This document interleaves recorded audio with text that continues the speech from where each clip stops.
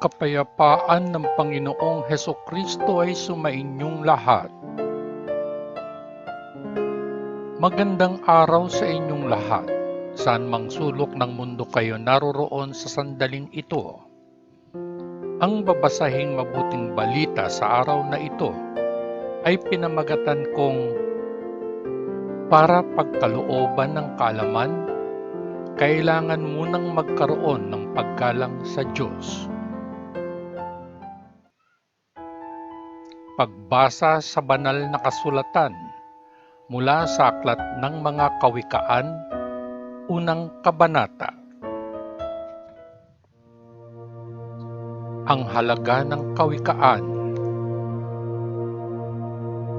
Ang mga kawikaan ni Solomon, anak ni David at hari ng Israel.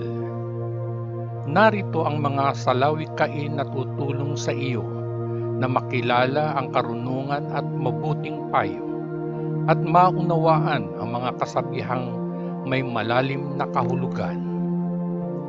Maaari silang magturo sa iyo kung paano mamuhay ng matalino at kung paanong maging tapat, makatarungan at patas.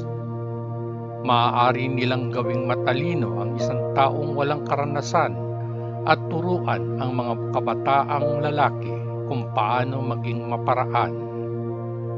Ang mga salawikain na ito ay makapagdaragdag pa sa kaalaman ng mga matatalinong tao at makapagbibigay ng patnubay sa mga edukado upang maunawaan nila ang mga nakatagong kahulugan ng mga salawikain at ang mga suliraning ibinabangon ng mga pantas. Payo sa mga kabataang lalaki. Upang magkaroon ng kaalaman, kailangan mo munang magkaroon ng paggalang sa Panginoon. Ang mga hangal ay walang paggalang sa karunungan at ayaw matuto. Anak, pansinin mo ang sinasabi ng iyong ama at ina. Ang kanilang pagtuturo ay magpapaunlad sa iyong pagkatao bilang isang makisig na turban o isang kwintas na nagpapabuti sa iyong hitsura. Anak, kapag tinukso ka ng mga makasalanan, huwag kang bibigay. Ipagpalagay na sabihin nila, halika, humanap tayo ng mapapatay. Atakihin natin ang ilang inosenteng tao para sa katuwaan nito. Maaaring sila ay buhay at maayos kapag nakita natin sila, ngunit bangkay sila pagkatapos natin sa kanila. Hahanapin natin ang lahat ng uri ng kayamanan at pupunuin ang ating mga bahay ng pinagnakawan. Halika at sumama sa amin, at lahat tayo ay magbabahagi ng ating ninakaw. Anak, huwag kang sumama sa mga taong ganyan. Lumayo ka sa kanila. Hindi sila makapaghintay na gumawa ng masama. Lagi silang handang pumatay.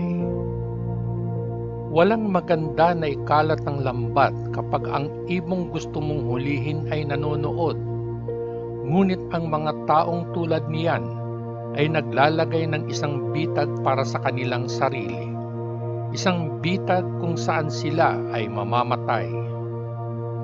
Ang pagnanakaw ay parating umaangkin ng buhay ng magnanakaw. Ganito ang nangyayari sa sinumang nabubuhay sa karahasan. Tumatawag ang karunungan. Makinig. Ang karunungan ay tumatawag sa mga lansangan at mga pamilihan. Malakas na tumatawag sa mga pintuan ng lungsod at saan man ang mga tao ay nagtitipon. Mga taong hangal, hanggang kailan ninyo gustong maging hangal? Hanggang kailan kayo masisiyahang pagtawanan ang kaalaman? Hindi ba kayo matututo?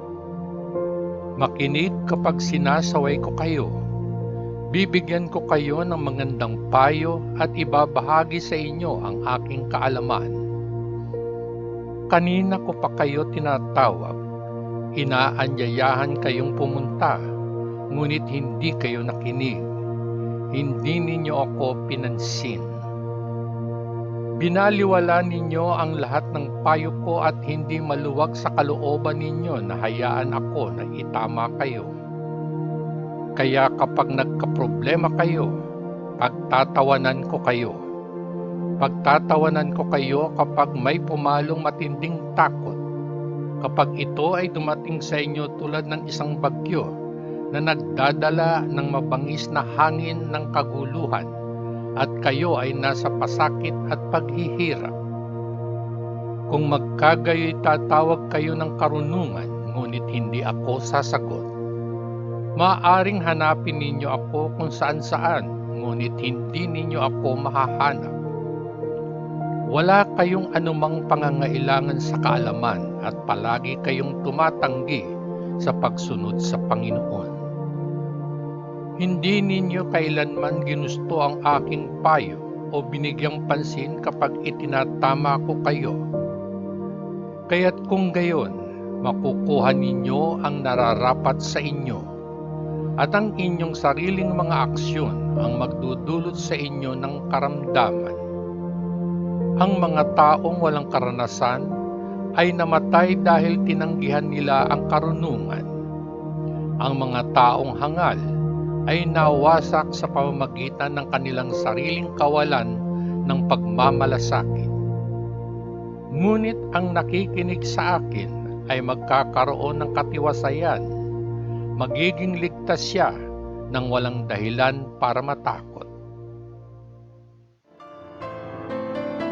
Ang mabuting balita ng ating Panginoon. Salamat sa Diyos Ama sa langit. Sa ngalan ng Panginoong Hesukristo na ating manunubos. Amen. Amen. Amen. Peace.